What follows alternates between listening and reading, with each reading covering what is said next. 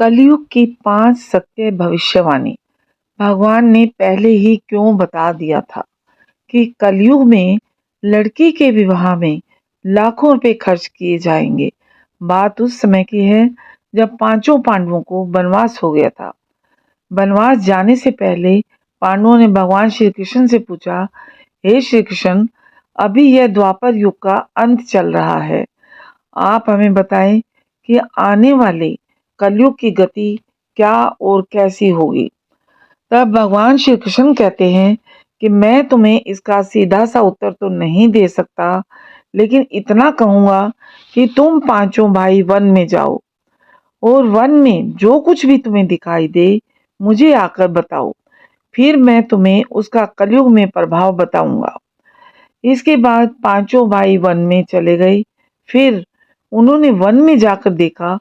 वह देखकर आश्चर्यचकित रह गए। आखिर उन्होंने वन में ऐसा क्या देखा और फिर भगवान श्री कृष्ण ने उन्हें क्या जवाब दिया।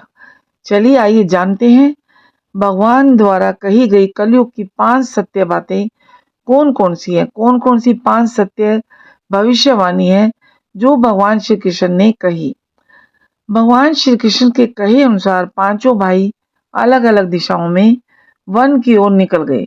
युधिष्ठिर की एक दिशा में ब्राह्मण पर थे और उन्होंने एक जगह पर देखा कि एक हाथी के 2 सूंड थे। यह देखकर युधिष्ठिर के आश्चर्य का ठिकाना नहीं रहा। वहीं अर्जुन दूसरी दिशा में भ्रमण कर रहे थे। कुछ दूर जंगल में जाने पर उन्होंने जो देखा उसे देखकर वह आश्चर्यचकित रह गए। वहां पर उन्होंने देखा कि कोई पक्षी है जिसके पंखों के ऊपर वेदों की रचनाएं की हुई हैं और वह पक्षी मुर्दे का मांस खा रहा है। यह दृश्य देखकर अर्जुन कुछ समझ नहीं पाए और भाइयों की तरह भीम भी भ्रमण पर थे। उन्होंने जो देखा वह भी आश्चर्यचकित रह गए। उन्होंने देखा कि एक गाय ने एक बछड़े को जन्म दिया, लेकिन बछड़े के जन्म के बाद गाय अपने बछड़े को चाट रही है, इतना चाट रही है कि उसका बछड़ा लहूलुहान हो गया। सहदेव भी भ्रमण पर थे। उन्होंने देखा कि एक जगह पर 6-7 कुएं हैं जिसमें पानी है और बीच में एक कुआं है जो कि खाली है और बीच का कुआं काफी गहरा होते हुए भी उसमें पानी नहीं है। सहदेव को घोर आश्चर्य हुआ और वह सोच में पड़ गए कि ऐसा कैसे हो सकता है। नकुल भी भ्रमण पर थे। उन्होंने भी एक आश्चर्यजनक घटना देखी कि एक पहाड़ के ऊपर से एक बड़ी सी चट्टान लुढ़कते हुए नीचे आ रही है। वह चट्टान कितने ही वृक्षों से टकराकर उन वृक्षों को नीचे गिराते हुए आगे बढ़ रही है, लेकिन विशालकाय वृक्ष उस चट्टान को रोक ना सके। इसके अलावा वह चट्टान और ना जाने कितने ही अन्य चट्टानों के साथ भी टकराती है, लेकिन फिर भी दूसरी चट्टान भी उस चट्टान को रोक नहीं पाई। अंत में वह चट्टान एक अत्यंत छोटे से पौधे से टकराकर अर्थात उस छोटे से पौधे का स्पर्श पाती है और पाते ही ठहर जाती है। इसके बाद पांचों भाई एक जगह इकट्ठे हुए और शाम को भगवान श्री कृष्ण के पास जाकर उन्होंने अपने अपने अनुभव भगवान श्री कृष्ण को बताए। सबसे पहले युधिष्ठिर ने कहा, मैंने तो पहली बार 2 सूंड वाला हाथी देखा। यह मेरे लिए तो बहुत ही आश्चर्यजनक था। तब भगवान श्री कृष्ण कहते हैं कि प्रिय पांडव, अब तुम कल मतलब जिस युग में भगवान श्री कृष्ण कल की अवतार लेंगे उस युग की यानी कलयुग की बात सुनो। तब भगवान श्री कृष्ण ने कहा कि कलयुग में ऐसे लोगों का राज्य होगा जो दोनों ओर से शोषण करेंगे, बोलेंगे कुछ और, करेंगे कुछ और, मन में कुछ और होगा और कर्म कुछ और होंगे। ऐसे ही लोगों का कलयुग में राज होगा। पांडवों, तुम कलयुग आने से पहले तक राज्य कर लो। युधिष्ठिर के बाद अर्जुन ने कहा, मैंने जो देखा है वह तो कहीं ज्यादा आश्चर्यजनक था। मैंने देखा कि एक पक्षी के पंखों पर वेदों की रचनाएं लिखी हुई हैं, पर वह पक्षी मुर्दे का मांस खा रहा है। तब भगवान श्री कृष्ण कहते हैं कि कलयुग में ऐसे लोग रहेंगे जो बड़े ज्ञानी कहलाएंगे, विज्ञान की चर्चा करेंगे, लेकिन उनके आचरण राक्षसी होंगे। वह बड़े पंडित और विद्वान कहलाएंगे, किंतु ये देखते रहेंगे कि कौन सा मनुष्य कब मरे, कब हमारे सभी रिश्ते नाते मरे और हमारे नाम संपत्ति हो जाए। भगवान श्री कृष्ण अर्जुन से कहते हैं कि हे अर्जुन, राजनीति के व्यक्ति विचार करेंगे कौन से मनुष्य को मारा जाए और राजनीतिक गद्दी हमारे नाम पर हो जाए। कलयुग के लोग हर जाति धर्म पर प्रमुख पदों पर बैठकर विचार करेंगे कि कब किसका श्राद्ध हो और कौन कब किस पद से हटे और हम उस पद पर चढ़कर बैठ जाएं। चाहे कितनी भी बड़े लोग हों, परंतु उनकी दृष्टि धन और पद के ऊपर ही रहेगी। ऐसे लोगों की बहुत तायात होगी, बहुत ज्यादा होंगे ऐसे लोग, और कलयुग में ऐसे लोगों का ही राजकाज होगा। अर्जुन के बाद भीम ने अपना अनुभव भगवान श्री कृष्ण को सुनाया। भीम ने कहा कि मैंने तो यह देखा कि एक गाय अपने बछड़े को जन्म देने के बाद इतना चाटती है कि चाट चाट कर बछड़े को लहूलुहान कर देती है। तब भगवान श्री कृष्ण कहते हैं कि कलयुग का मनुष्य शिशुपाल हो जाएगा। कलयुग में माताओं की अपने बच्चों के लिए ममता इतनी बढ़ जाएगी कि उन्हें अपने विकास का अवसर ही नहीं मिलेगा।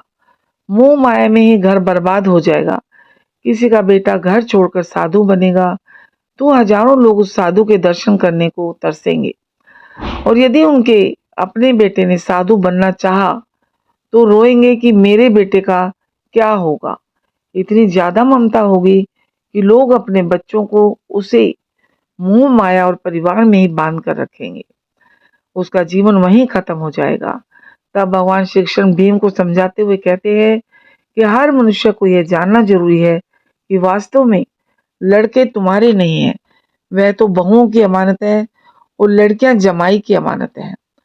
तुम्हारा यह शरीर यह भी तुम्हारा नहीं है, यह मृत्यु की अमानत है, और तुम्हारी आत्मा परमात्मा की अमानत है। इसलिए तुम्हारा अपने शाश्वत संबंध को जानना बहुत आवश्यक है।